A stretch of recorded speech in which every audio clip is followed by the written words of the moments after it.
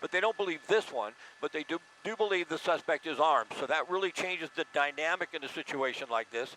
We're in a residential area now, extremely dangerous at these speeds. I don't know if we get sky map up. The angle may not be exact, but we've seen speeds at least 60 miles an hour in an area that's probably, look how close it was to that individual walking, maybe pushing a stroller there, it looked like, on that street. Speeds well above 60 miles an hour through residential neighborhoods, not looking, turning in front of other vehicles, and now back on Van Owen. So, boy, we're following what is turning out to be an extremely dangerous pursuit. Pursuits like this, unfortunately, and a lot of times cause harm and significant injuries to other individuals besides just the suspect. We're back on a street we were on just a moment ago on Archwood now, and the suspect is sort of swerving in and out of this neighborhood in Van Nuys off of Van Owen and basically Van Nuys Boulevard. LAPD has units surrounding this area, but they have not put units right behind the vehicle. I believe the strategy at this point in time is not to get behind the suspect and make him drive more erratically. They have the helicopter overhead. But if the suspect does stay in the same area, a spike strip may be used. They may be able to get officers in position. If he goes back into situations or areas where he's been before, they may be able to deploy that tactic. We'll have to see. But right now they're in tracking mode. And, you know, we hate to see this. Kids are out for summer. It's that time of the morning. Coming up on 10 o'clock where kids can be out riding their bike. And boy, something like this could be tragic. Somebody could be critically injured or killed very easily with that SUV traveling at these speeds. We've seen well over 60 miles an hour right through residential areas, and you can tell just by watching here the suspect is very erratic, but staying in the same area. Why that would be, you know, it's unclear. Suspect could live in this area. We just don't know. It's hard to guess those types of situations, complete speculation there.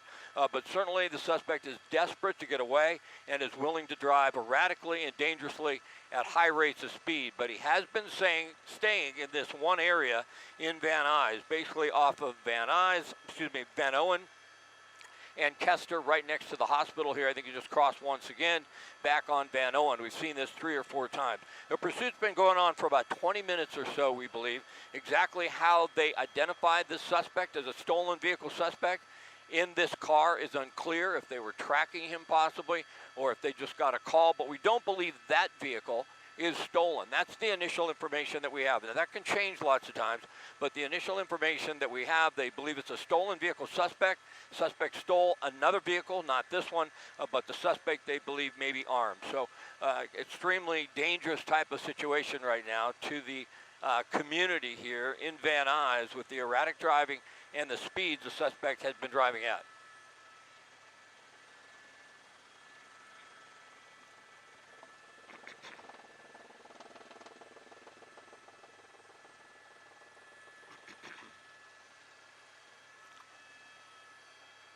Hey, Marcel, did you bring a water? I forgot mine.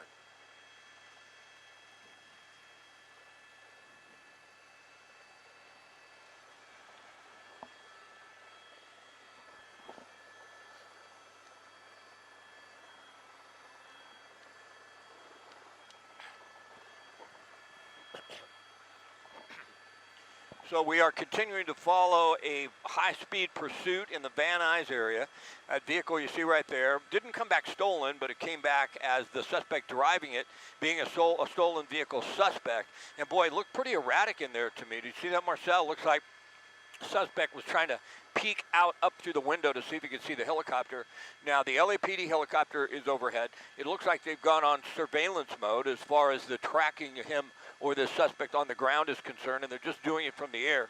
So with that LAPD helicopter way below us, the suspect may have been trying to get a look at the LAPD helicopter to see if he was still being followed. Certainly it's extremely difficult, if not impossible, to get away from the helicopter, especially on a clear day. Sometimes it's foggy and we can't fly, that can happen.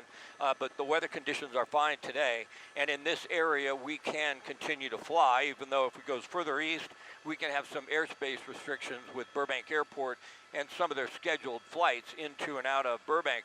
Right now, we're back on Kittredge, headed westbound, back towards the 405, if you will, if it goes on for a long period of time.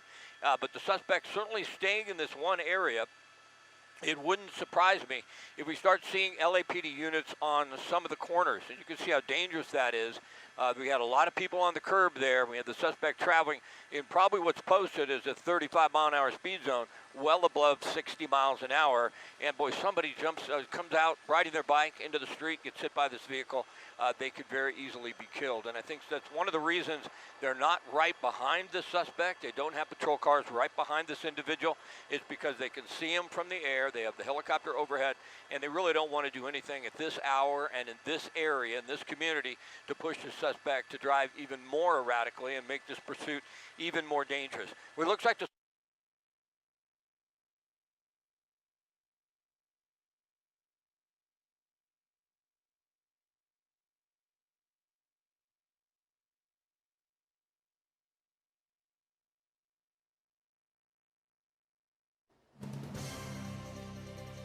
I'm Colleen Sullivan, live in the ABC 7 studio. Happening right now, 2 people are dead after they were shot inside an upscale home in Encino. We are there live.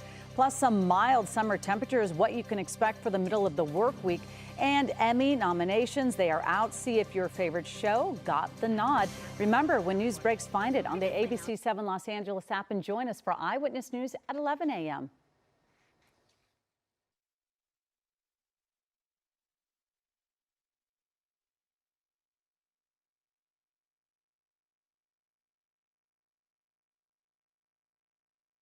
have time to get out of their vehicles and let the vehicle do the blocking, not a vehicle with an officer inside.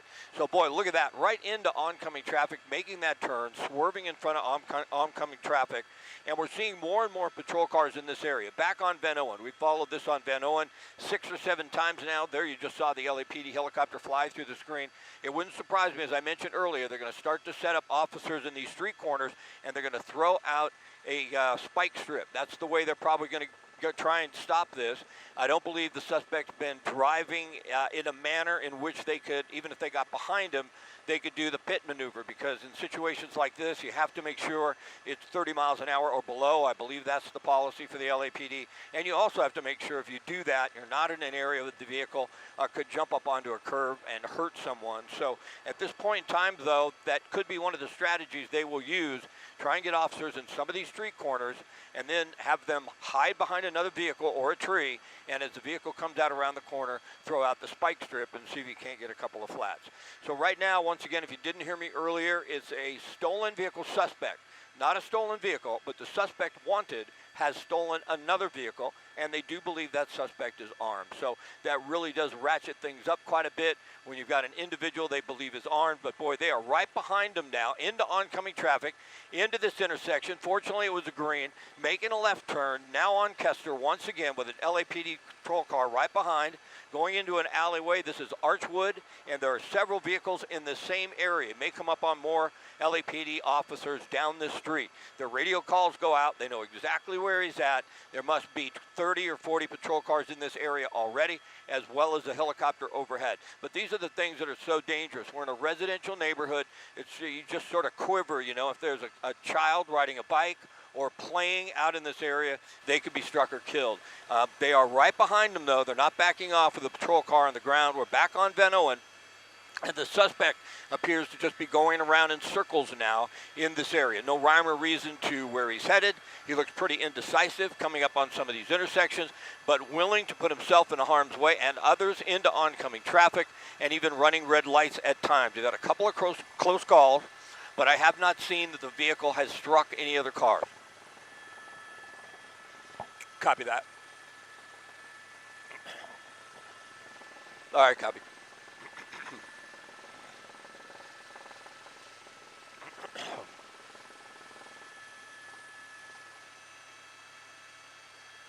Great job so far. Very good.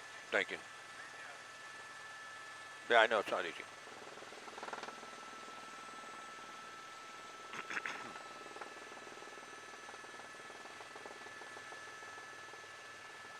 What's the speed on that, huh? Okay. You have to slow down for that.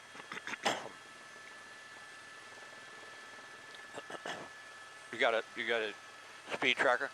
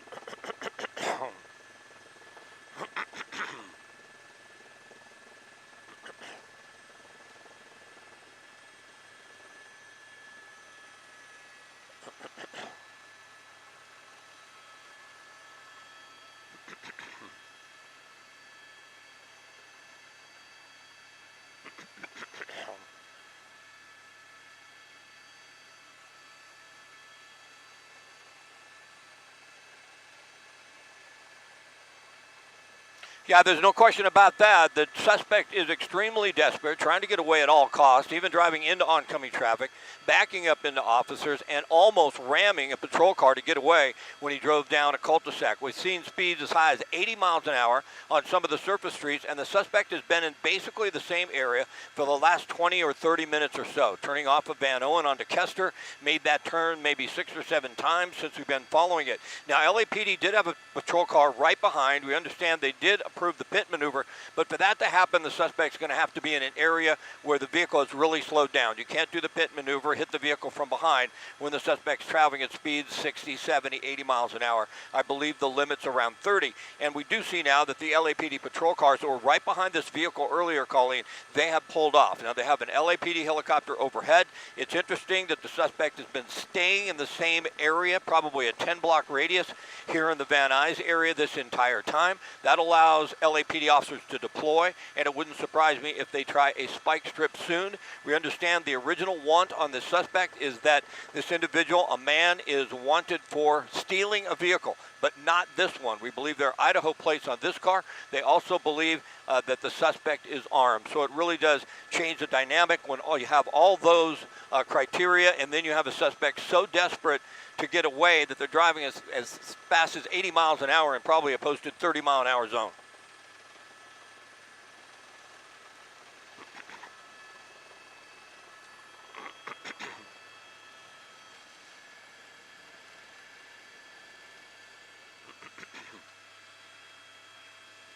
Police.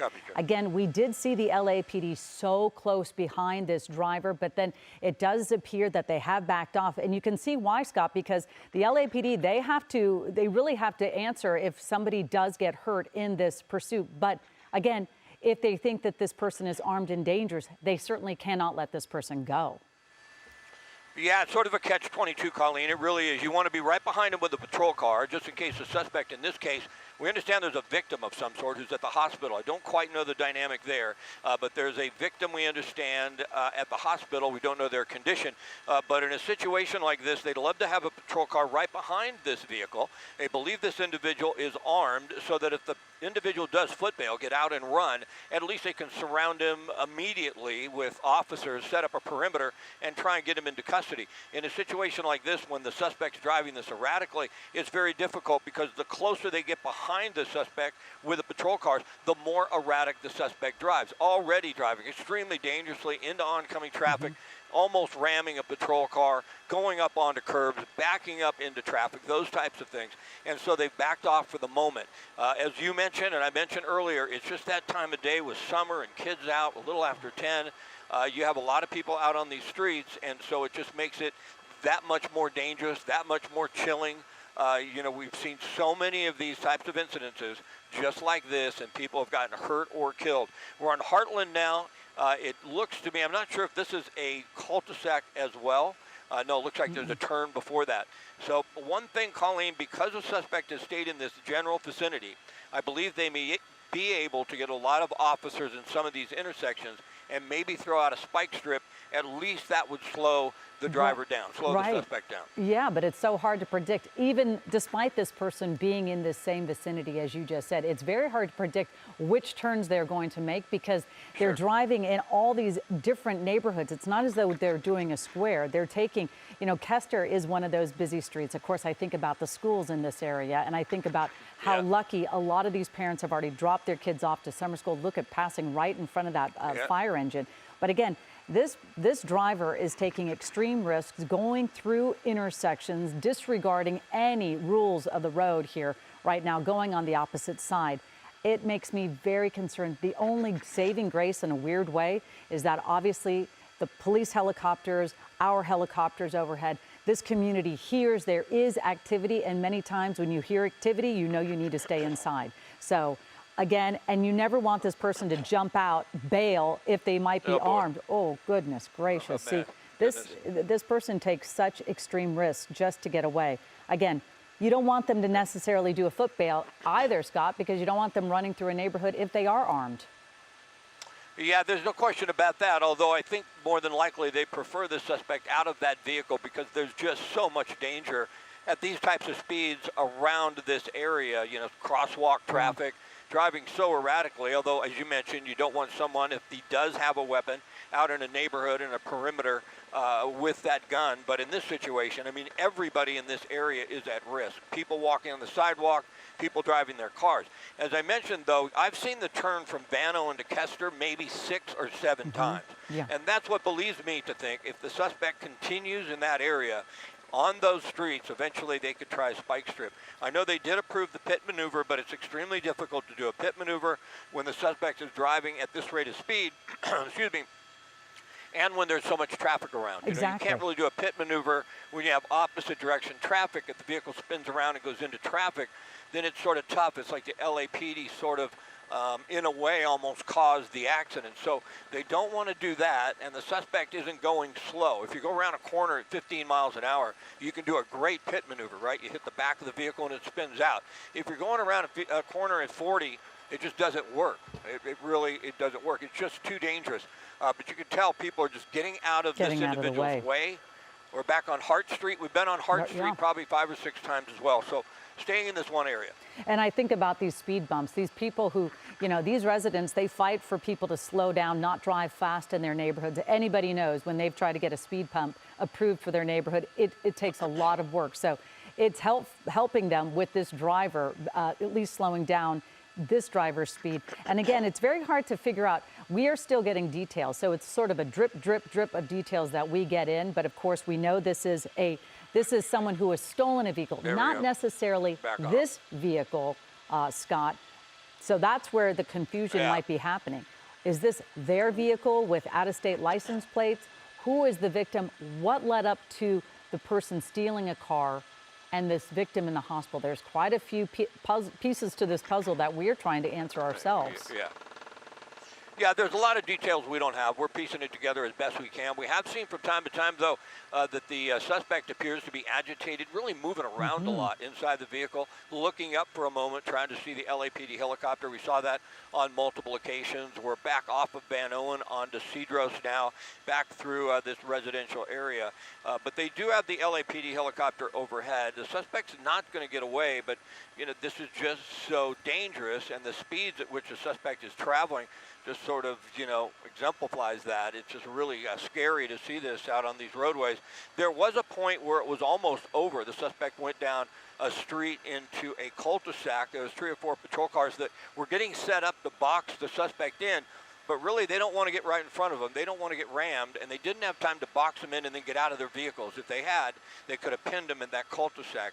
But right now, what you're seeing is the suspect just traveling through the same neighborhood in Van Nuys, still erratically at high speeds. Now, we don't really have much on the information about the victim. Right. We have a report of a victim, and then we have sort of the pieces, as you mentioned, but we don't know. We know the victim is at the hospital. So, cannot clarify? All right, so I'm talking to Jay there, Colleen, and he's giving me some information he picks up. I guess maybe even the LAPD doesn't have the whole story yet. So these things are extremely dynamic. We don't know about the victim, but they're at the hospital, so obviously they were injured. We believe only one person inside that vehicle, from what we've been able to tell, just the driver. But you never know, Colleen. Right. You know, there could be somebody in the back seat.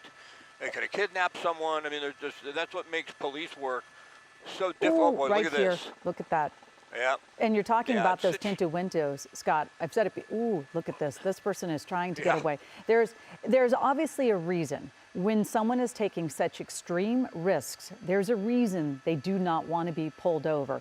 But again, you're just talking about those tinted windows. I actually was pulled over years ago because my windows were too tinted on my car, and I thought, now I see why. There's no really routine traffic stop. And when a police officer or a law enforcement official cannot see inside the vehicle, they're putting their lives at risk each time they're pulling over someone for what would seem like a routine traffic stop. So again, we can't see anybody inside the back seat or in the hatchback part of this car, but we can see that the driver's passenger seat, that seems to be empty. And we did see the driver fidgeting around, driving erratically, and not only fidgeting around, not completely keeping their both hands on the steering wheel. So this person wants to get away. There's no doubt about it. How the police will handle this, because it's such a heavily populated residential area. And, you know, it's kind of incredible that that driver picked the one street that's a cul-de-sac, because you and I know these neighborhoods. There are so many through streets to get to these main thoroughfares in Van Nuys, because it's also a bustling business sort of city as well.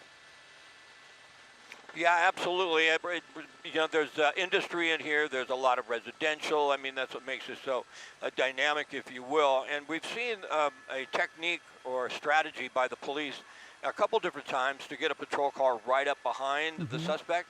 So obviously they're watching this. They watch our feeds. They watch the feed that they get from their own helicopter. They hear the radio calls.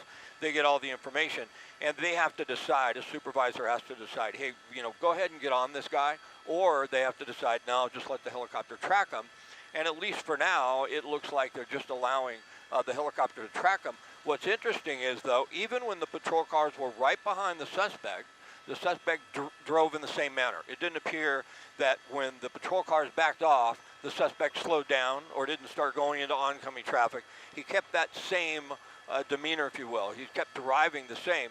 So that will also have an impact on their decision if they would prefer to be right behind the suspect. And if it turns out that being behind him doesn't change his style of driving, they may go back into that mode where they put patrol cars right behind the suspect. But at this point in time, they backed off and just the helicopter is falling overhead. Yeah, well, we were just showing some video on your right side of the screen. We're showing earlier when that suspect ended up going down that cul-de-sac on Heartland and Beavis. And you know, this person really, I'm pretty amazed that they did not give up then, because there was a line of police cars and they then went right beside them and just went right past them, disregarding that they were so close. I mean, it looked like if one rolled out their window, they could have just touched the police cruiser. But again, we're watching some video of that moment where if only police could have put a spike strip down at that one spot, because again, this person clearly must know this area, why they don't want to give up or find a house that they know and go inside. I can't figure that part out, because they really are just driving in squares. Yeah, I mean, who knows, right? There's no rhyme or reason, no sense that we could ever make of these things. Can't get in the mind of that suspect. No. But at this point in time, I really believe the spike strip is going to happen soon, because I've seen the suspect make the turn from Van Nuys to Kester 7 or 8 times. So they can count on the fact that the suspect is going to come back to that same area. And if they can throw out a spike strip and get the tires flat, they can really reduce the risk of danger to the public, because you just won't see these types of speeds. From time to time, we see speeds up to 80 miles an hour. There you go, patrol car right behind them, open up a little bit. Now, there's what we talked about, Colleen, a change in strategy. Now, all of a sudden, LAPD's decided to put patrol cars behind the suspect. We'll see how long this lasts. We know they've been approved for the pit maneuver, but there are conditions, there are restrictions, if you will, in using that. They have to make sure the area is clear. They have to make sure it's under a certain speed, so the vehicle does just spin around and not flip around. Usually they want to do it when the vehicle, if it's around a corner, it's much easier to make that happen. And we lost the suspect for just a moment. There we go. There is once again. Went by that apartment building, and now we're back on Vesper. We've been on Vesper and Hart multiple times as well. So it's about a 5 or 6 block radius where the suspect has been driving. Boy, close to that vehicle as well. It gives you an idea how dangerous it is. No, it's very nerve-wracking for these drivers who they're minding their own business, and then you suddenly see this car driving on the wrong side of the road, trying to get around people who are just driving in their neighborhoods, trying to get to their business. And you can see this driver is driving at such excessive speeds and really putting the community, you see it right there, now going in oncoming traffic, going around these cars. Again, I know each time I'm almost holding my breath, because again, look at this. Oh my goodness. Almost had no place to go on that one. Right. It's got, again, you cover pursuits, we cover pursuits, every day. They're all different, but this person seems to only want to stay in this one small radius. Yeah, that's what has happened. I mean, for the most part, it's been in this one area. And Yep, I don't know why. I mean, they don't have officers at these corners. Like, we're back on Kester and Sherman Way. So hopefully they can get them deployed into some of these areas and throw out the spike strip, because that really is going to be helpful in slowing this down and reducing the danger to the public in this area. It's interesting, Colleen, to see them, get the patrol cars behind them for a moment and then back off. I mean, it's got to be difficult for the LAPD, because it's almost like a no-win situation. People are watching this and they're saying, wow, this is dangerous, and it is, there's no question. And they're saying, can't they do something about this to stop it? And as they try to do something to stop it, now look right here, we're at he's desperate to get away. We're at a red light. We've seen this before, backing up and then going into the parking lot to try and get around. The second time something like this has happened. Yeah, has he, came incredibly close to hitting that car when he was in reverse. But have we seen this driver clip any cars? Because as of right now, I haven't seen a true smash, but it's so close that it seems like he's come within inches of hitting a car. Yeah, it appears to be the case. Very, very close. We haven't seen any damage to the vehicle, or haven't seen the vehicle struck another car, but that's almost incredible that this individual hasn't. It's almost like they have been lucky. But back to my point, you're watching and you say, can't they do something to stop this, because it's so dangerous? And as the LAPD tries to move in and do something to stop it, and sometimes they make it even more dangerous. And so that's sort of the toss-up, and that's what makes it so difficult for law enforcement when they do have a pursuit like this, trying to figure out exactly how to proceed, especially in this day and age where if anybody is hurt, even a minor injury, if they can pin it on law enforcement, they're going to do that. If we say law enforcement was active in making this happen, then you're looking at a big liability. So they have to take all those types of situations into account. But we're back on Van Owen, and wouldn't surprise me that the suspect's going to turn on Kester here again in a moment. That has been the pattern for like 40 minutes now, just staying in this one area. Yeah, and you are illustrating all the scenarios that are happening within the LAPD. They do have a watch commander who's trying to monitor this, and they're trying to keep they're trying to pull this person over because they are a danger to the public. And it is very scary. At some point you think, okay, if you call it off, but what if this person is armed? What if they do have a rifle in that car? They're certainly not going to be doing anything right now, being that they're being followed. So it is such a stressful situation for a watch. Wow, they just get so close, and they just take such extreme risks. Somebody should reach out to the LAPD and say, put someone at Kester and Van Owen and someone at Kester and Sherman Way, and throw out a spike strip, because it's been going on 40 minutes now, and this guy has driven through that intersection 8, 9 times. So it's worth a shot, right? I mean, maybe they're not seeing what we're seeing. I'm not sure. There's a lot of chaos going on when the helicopter is making calls on the radio to alert all the other vehicles down there, the LAPD vehicles, the patrol cars, where the suspect's going, where to go, where they should head, where he's headed. But if he follows the same pattern, we're going to be back to Kester and Sherman Way again. We've seen it. So like I said, 7 or 8 times. It'd be a great place to throw out a spike strip and at least slow this vehicle down and reduce the risk of someone getting hurt. Right, and I don't see the LAPD cruisers. Wow. They backed off again. It's another thing we see, Colleen, from time to time. If a suspect stays in one area during a pursuit, what we're going to start to see is people coming out to watch. Just a moment ago, there was 5 or 6 individuals on the side, and they were waving at him when he drove by. Oh. And what happens, it gets out on social media, everybody starts to hear about it, and then you get people coming out on these streets just to take a look. We're at Vesper and Van Owen. We've been on that intersection several times, but it wouldn't surprise me if we start seeing more of that as this pursuit continues to go on in this one area. Word will get out and people will come out to see. I just can't get over it, how fast this driver is driving in these residential neighborhoods, because again, I'm glad to see those humps. We're looking at some video on the right side from earlier, and you can see that this driver finds themselves in peril. And then they need to get out of the situation. So you're looking on the left-hand side, you're seeing them taking speed bumps to slow down their rate of speed. Colleen. But then on the right, yes, Scott. We got some new information. Now we understand an armed kidnapping suspect. So it looks like this individual has kidnapped someone, possibly the victim that we know is at the hospital. So that just sort of, not just a stolen vehicle suspect. I mean, that's one thing, right?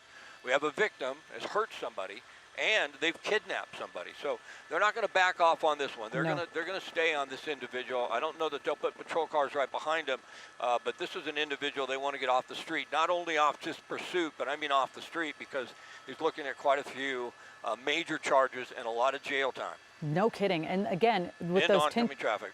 in oncoming traffic, we know that this person's desperate to get away. The windows are extremely tinted in the back and on the hatchback. We don't know if there is a victim or anybody else inside this vehicle. We don't know. Again, there are so many puzzle pieces here that we're trying to figure out how it all fits together. We don't know the kidnapping part, if that is the person who's in the hospital recovering. We don't know even what kind of injuries that person. We don't know if there's anybody in the car. So again, now when we keep saying it's sort of like a faucet with a little drip. We keep getting drip with new information because the police department is so busy trying to catch this driver. So the media doesn't get as much information. But again, now that we know that this is possibly an armed suspect who has been involved in a kidnapping, they're definitely not going to let this suspect go. They are going to stay on it. Back into oncoming traffic. We're going to have a crash here, Colleen. What's happened in the last couple of minutes? What's happened in the last couple of moments, from what I can tell, is this suspect doesn't care about driving into oncoming traffic. You're driving into oncoming traffic without looking, going around some of the corners into oncoming traffic without really looking. And in a situation like that, I didn't really see that in his demeanor before, just what I've seen in the last 5 minutes or so, maybe less, but more erratic and not really caring about going into oncoming traffic. We almost had what appeared to be a head-on collision, and he was just lucky that he didn't slam into that person, because he made a turn, a tight left turn into oncoming traffic, and could not have seen that vehicle. It was just lucky it didn't slam into it. So we didn't think it would get worse, but it sort of has in the last couple of minutes, and that may change LAPD's procedure as well. They may get some patrol cars behind us. Stop now, and it looks like he may make a run for it. No, the suspect is backing up. I wouldn't know why. The patrol car's in front of him, patrol car right behind him. What? Now he's going backwards, pulling into a driveway, and then now getting away. What's down the street there, Marcel? Open up a little bit. That's what I was going to say. Are there police at the end? I don't see any patrol cars in front. No. Yeah, I really believe, Colleen, because what we saw in the last 3 or 4 minutes with the suspect not looking and driving into oncoming traffic, I think they just figured, see people out on the street, they know it's in this area. I think what they decided is we've got to be behind him, because it's not like when we're behind him, we're encouraging him to drive more erratically. It's almost like he's trying to hurt someone on purpose. He's going into oncoming traffic without looking on some of these street corners and on some of these turns. And look at the speed, too. If you have a head-on here, somebody can die very quickly. The speeds are 60, 70 miles an hour. We're back on Cedros. We've been on Cedros 8 or 9 times as well. We were just on Kester again a moment ago, and we do understand that they're in the process of getting out some spike strips, so hopefully that will happen, and we'll get this thing slowed down, because right now, I mean, this is treacherous. This is frightening. It really is. It really is frightening, and again, how you can be one step ahead of this driver. Yes, they do seem to be taking the same streets in this area, but not exactly the same. So you put a spike strip down on one street, and they're going to take a different one. But we do see that, Van Owen, Vesper, we've seen Tobias. We've seen so many of the same streets where this driver feels very comfortable with the knowledge of this area. But again, I'm amazed that we're not seeing people out. I really am, Scott. I mean, we did. We had a few people out right there. We got a person on the corner. They're trying to get some footage of it. They're shooting it with their phone. We're going to see more and more of this. We're on Van Owen. I bet you Nickel makes a right turn on Kester here in a moment. We'll see what happens. It could be wrong. But it's happened so many times into oncoming traffic. But there was one turn that was absolutely frightening. He made a left turn without seeing what was coming his way into oncoming traffic, and was just fortunate he did not head on with that individual. We understand there's a little more information. The LAPD is not. Oh, he turned on to Kester off Van Owen. Wow. There's information that they're not giving us, but they have more background information. So that may be to protect someone who knows. We've got a erratic turn there onto this surface street on Archwood. And certainly, Colleen, we hate to see this. It's just so dangerous. We just hope that nobody gets hurt. I know, and I just keep thinking about, I have so many friends who live in these neighborhoods as well. There are so many homes here, and these are family neighborhoods, so I just keep worrying. Somebody threw something at him. Yeah. Somebody threw a chair at him. Yes. And it didn't look like... So there's somebody who wants to end this. No kidding. My goodness. It's going to up the cadence again. What is? And there's a patrol car right behind him, and now he's slowed a little bit. I'm not certain if that scared him, but that appeared to be just some random individual chucking a chair at the vehicle. Now look, you've got people out in the roadway. I mean, does that individual, they must know them, right? I mean, you wouldn't get out there into the street like that if maybe you weren't somehow affiliated with that individual. I mean, I'd see on the curb maybe, but to get out into that lane, at least for now, the suspect has slowed. There are 3 or 4 patrol cars behind him, and this is going to give LAPD some time actually to deploy officers to the front as well, just in case. Hold it right here, hold it, just in case it continues on. But it looks like, at least right now, the suspect is exiting the vehicle. They're going to want him to get down on the ground, maybe throw out the keys. They want to clear that vehicle. They want the suspect in custody first, and they want to make sure he does not have an opportunity to get back in that vehicle and drive away, because that means the danger will be over. So there he is. It looks like he's complying. His hands are up. More than likely, he'll be told to turn around and back up towards officers. There you go. Hands on the head. A lot of times I ask them to pull up the shirt so they can check the waistband to see if he has a weapon. But right now they're content to just have him back up. They're always concerned that there may be someone else inside the vehicle, so they don't rush the individual quite yet. They want to get that suspect in custody, get him face down on the pavement, move in where they think it's safe for them to move in, and then they can clear the vehicle. But fortunately, Colleen, it looks like the danger is over. This had the potential to hurt or kill someone, and from what we can tell, it's ending without incident. We don't believe the suspect hit anyone, although we do believe that suspect kidnapped someone, and that individual may have been injured because we do understand there's a victim. We don't know all the details at the hospital. Yeah, and you can clearly see the suspect is doing what the officers are telling him to do right now, laying straight down. Again, this is still scary. It's never routine. They think that the person might be armed.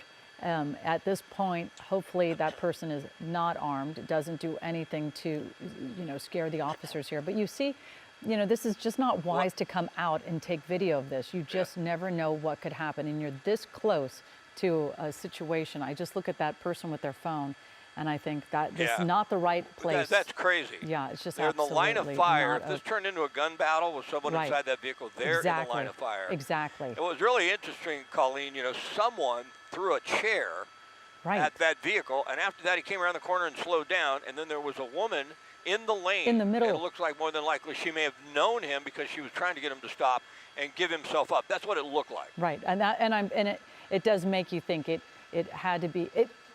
I agree with you in the idea that that person may have known this person saying, okay, stop now. Like they're watching, they're hearing the helicopters as well.